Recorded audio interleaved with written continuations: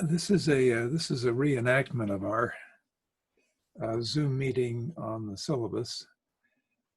I sort of messed up there. I started the recording too late and ended the recording too late.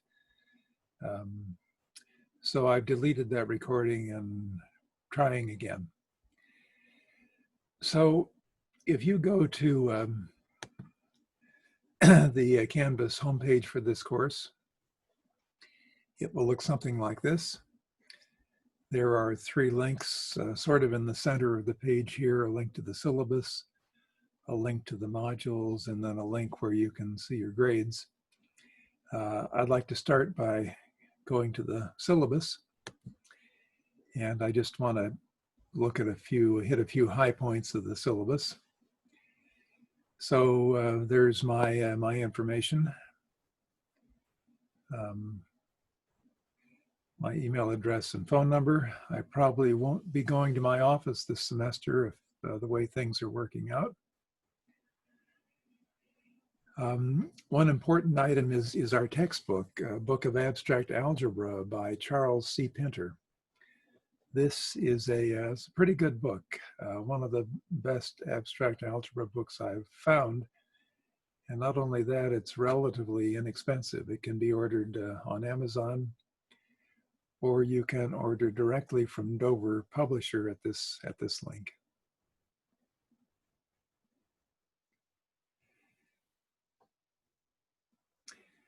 So the course is organized into modules, and each module will include, usually include, a reading assignment, videos, and corresponding slide presentations. Those replace the actual in-person classes. And then there will be two kinds of problems. There will be short answer problems, where you enter the answers directly into Canvas. And then there will be some proof problems. And for those problems, I am asking you to upload a file to Canvas. It will be possible to upload a file, and no restriction on the file type. And then there will be a discussion forum where you can post questions and answer questions about the material that we're covering. And then possibly, sometimes anyway, a writing assignment where you will explore some topic in a little more detail.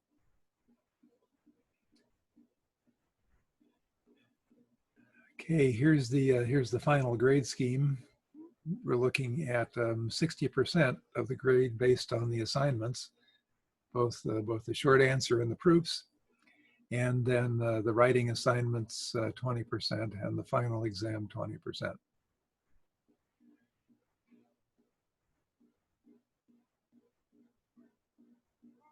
You'll need a computer with internet access. If you're listening to this, you probably got that.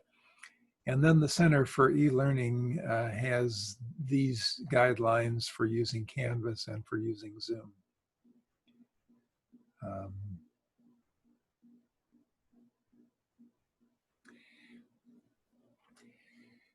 As far as submitting the proof problems goes, you can submit any kind of a file you like, but my recommendation is that you use LaTeX, which is the standard mathematical typesetting program. It's used universally for typesetting journal articles, books, and I think it would be worth your time to learn how to use it. It does take a little bit of time at the beginning. So I have here a link to a LaTeX tutorial where I explain the basics of the LaTeX system, LaTeX typesetting program. And then to actually use LaTeX,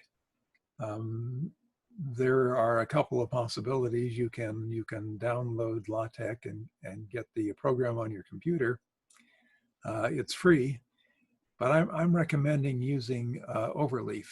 Overleaf is a website where you can do all the LaTeX work online. So you can get a free account there. And this second link is to a tutorial where you can see how to use Overleaf. But as I say, using LaTeX is entirely up to you. Any kind of file is okay. Okay, getting help. I hope the discussion forums get used. That's the place to start if you have a question on the homework. I'll monitor the discussion forums and occasionally butt in and answer a question myself. I am scheduling these Zoom office hours, Tuesdays and Thursdays from 7 to 8:30 p.m. So these are just drop-in office hours. There will be a link to the Zoom office hours on the Canvas webpage. So you can just drop in if you have a question. The Mathematics Student Services Center will also be open this semester for online tutoring. Sorry, they have at least 3 people there that that would be good in helping you out with 411 if you have questions. So the rest of the syllabus I'm going to leave for you to read. There's a paragraph on academic integrity, online etiquette, and so on. So right now I'm going back to the homepage, Canvas homepage for the course. Scroll up till I get the home link.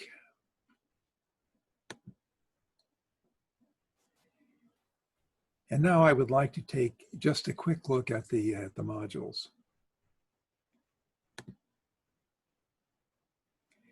So module 0 was mainly an introduction to the course. I just wanted to make sure everybody was engaged, and everybody is, so that's good. Let's look down here at module 1. So there is an introduction, which you should probably read first, just sort of explains what's going on. And then in module 1, there are three videos in blue here. These are YouTube videos. The original video was too long, so I broke it into 3 parts. And beneath each video is a link to the slides, the corresponding slides for the video. So if you'd prefer just looking at the slides, you can do that. I think the slides by themselves would be pretty self-explanatory. And then we, going down a little bit in module 1, we have links to the 2 assignments, the short answer questions and the proof questions, and finally a link to the discussion forum. Okay, so what I would like to do to sort of finish things up here is look at the assignment for module 1, the short answer, so you get some idea of what you will be doing. So in order to start the assignment, I guess it's obvious, you click on the Start button. The directions come up first. So you can try problems twice, at which point you can get the correct answer, and then you can get 25% credit for just typing in the correct answer. But if you're not satisfied, you can click the try a similar problem link, and you would sort of start over on the problem. You would have a similar but not identical problem to do. And again, you'd get 2 tries, at which point the right answer would be shown. So you can keep doing the try a similar problem for a long time. Not sure the exact number. Okay, clicking on this little down arrow right below the heading, you get links to all the problems. And I just wanted to look at question 10, which is sort of typical. So here I have defined a set. In order to understand this completely, you may have to watch the first video. But we'll look at it without doing that. So I defined a set capital A. It consists of integers. It's the set of integers Q that are greater than or equal to 0, and for which this inequality, 36 minus 13Q greater than or equal to 0 is true. So the integers are the whole numbers, positive, negative, and 0. So we're just filling in the blank here. We first of all want an upper bound for A. So this is some number which is greater than or equal to all the numbers in A. Oh, I'm gonna try entering 100. That's a pretty big number, and I think it will be bigger than all the numbers in A. And now I want a lower bound for A. Well, I see by this inequality, elements of A all have to be greater than or equal to 0. So 0 should work as a lower bound, or anything smaller. And now the greatest element of A, I'm just going to take a guess. You will know how to do it by the time you get to this problem, but I'm going to enter 15. Whoops. And I forgot to put an entry in the least element of A. I submitted the question, and I see that I got part 3 wrong, greatest element of A. So I can now revise my answer. Let's try 14 there. And let me actually put something in the least element. Well, it looks like 0 is the least element. Every element of the set capital A has to be greater than or equal to 0. And 0 is one of the elements, so I'll try 0 there. I will click on the submit question button, which is really a submit answer button, for a second time.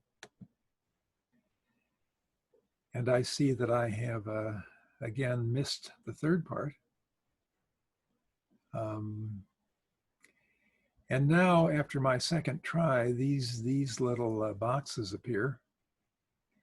These little icons appear, and you can click on those and get a correct answer. So the correct answer for the third part of this question is 2. So I can enter that answer, submit my answer, and now I see that I got 25% of the 1 point available for the third part. But if I'm not satisfied, I can click on try a similar question. And I get a similar but not identical question. So that's it for this short introductory video on the syllabus. Be sure you let me know if you have any questions about entering answers, about the material for the course, or anything else.